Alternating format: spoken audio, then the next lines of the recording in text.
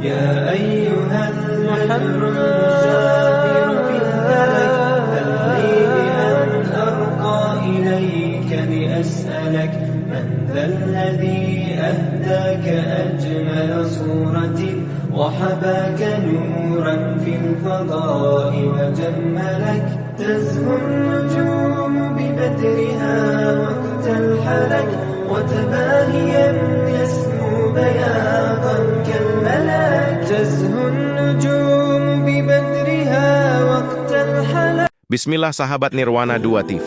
Kali ini kita akan mencoba untuk menggali kisah Nabi Yusuf dan bangsa Yahudi yang salah faham dengan makamnya. Berbicara soal Nabi Yusuf, pastilah tidak lepas dari sebuah nama yang masyhur, yaitu Nabi Yakub. Nabi Yakub inilah Nabi besar yang menurunkan bangsa Israel, dan di antara kedua belas anaknya ada nama Yusuf. Yusuf itu sendiri adalah anak dari Yakub bersama istri yang lainnya, yaitu Rachel. Yusuf kecil tumbuh di bawah asuhan seorang nabi yang hebat.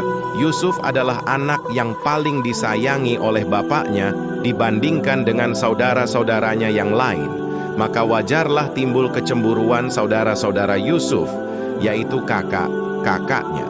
Hal ini terbukti tatkala tipu daya saudara-saudaranya terhadap Yusuf, yang pada akhirnya membuang Yusuf ke dalam sebuah sumur tua.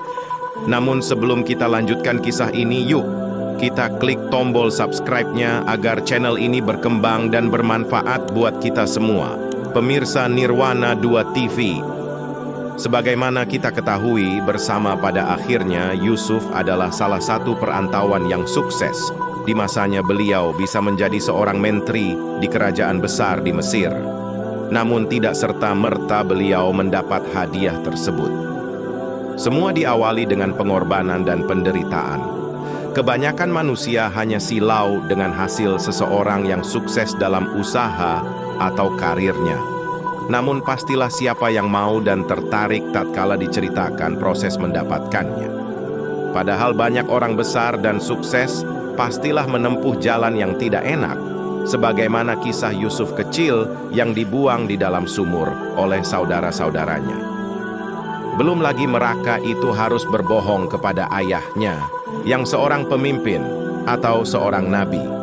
Sampai diceritakan, Nabi Yakub ini saking menahan sedih, air matanya keluar terus dan menimbulkan kebutaan pada matanya.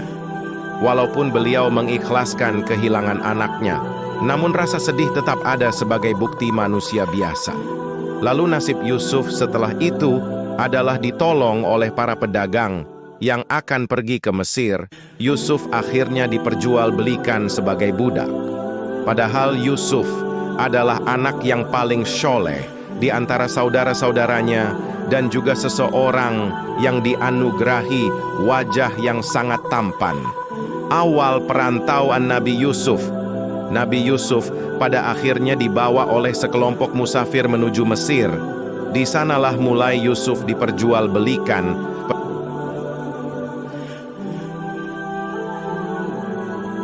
Lalu ada seorang yang bernama Kithfir.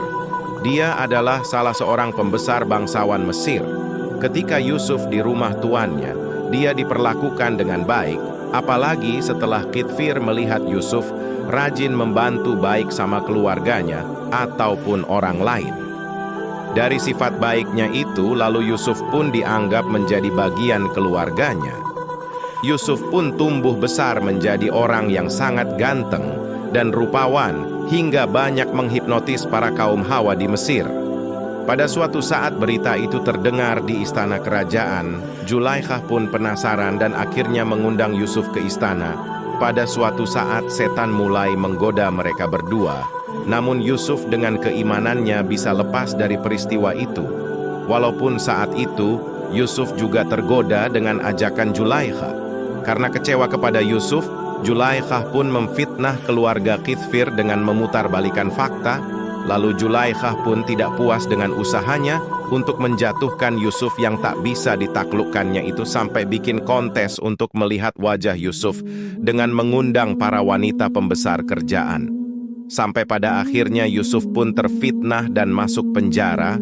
Rupanya Allah hendak menolong Yusuf, walaupun nampak tidak enak bagi Yusuf karena masuk ke penjara.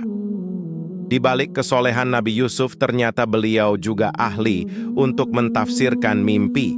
Tatkala Yusuf dalam penjara, ternyata ada 2 orang pejabat kerajaan yang sedang dipenjara karena melakukan kesalahan. Mereka adalah tukang roti kerajaan dan tukang air minum kerajaan atas tuduhan tindakan membahayakan nyawa, lalu keduanya bermimpi yang berbeda.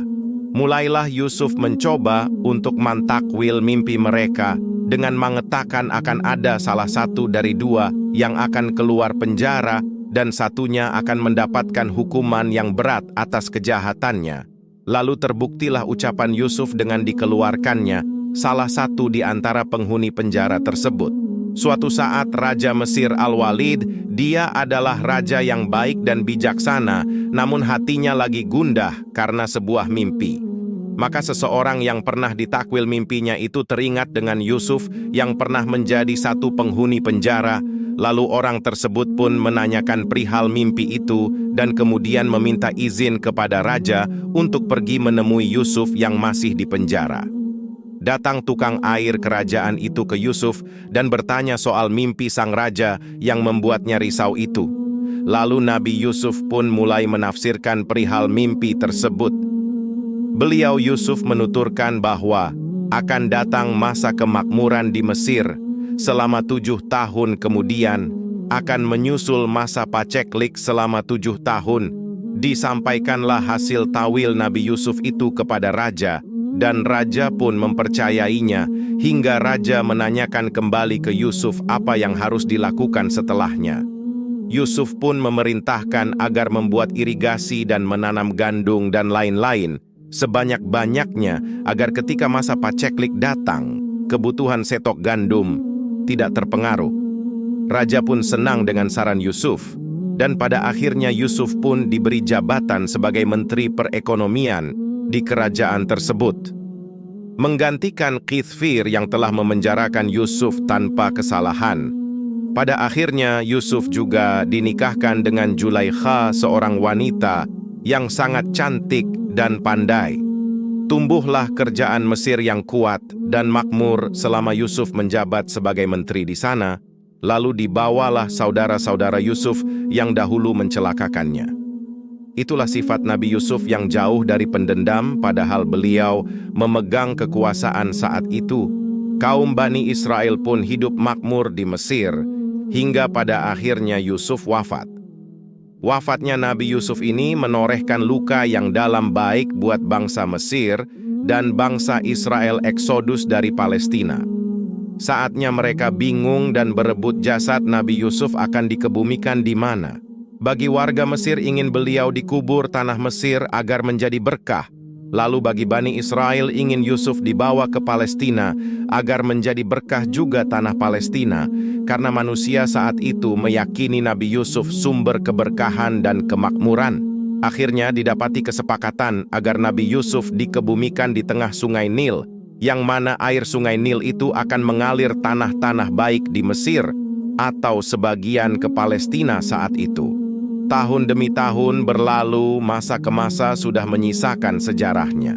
Lalu datang orang belakangan yang tak tahu sejarah, yaitu Zionis Israel, yang memperebutkan sebuah makam yang disangka makam Nabi Yusuf yang ada di daerah Palestina sekarang. Padahal makam itu adalah makam salah satu ulama kaum muslimin yang wafat di Palestina, cuma namanya saja sama ada Yusufnya, dan baru berumur paling ratusan tahun. Tentu sesuatu yang mustahil jika itu adalah makam Nabi Yusuf yang harusnya sudah berumur ribuan tahun. Hanya bermodalkan berita hoaknya yang katanya makam Nabi Yusuf dipindahkan oleh Nabi Musa ke Palestina karena Bani Israel saat itu tidak pernah bisa menjangkau Palestina, maka ada khurafat agar perjalanan itu harus membawa jenazah Nabi Yusuf. Kisah inilah yang menjadi dugaan bahwa makam Nabi Yusuf ada di Palestina. Wallahu alam. Yang jelas, tidak ada seorang nabi pun yang makamnya jelas ada di mana kecuali makam Nabi Muhammad yang terjaga sampai saat ini. Marilah kita selalu bersolawat kepadanya. Demikian ulasan singkat ini, semoga bisa menjadi tambahan pengetahuan tentang keistimewaan Islam. Islam tinggi di atas segalanya. Akhirnya kami undur diri, billahi taufik wal hidayah. Wassalamualaikum warahmatullahi wabarakatuh.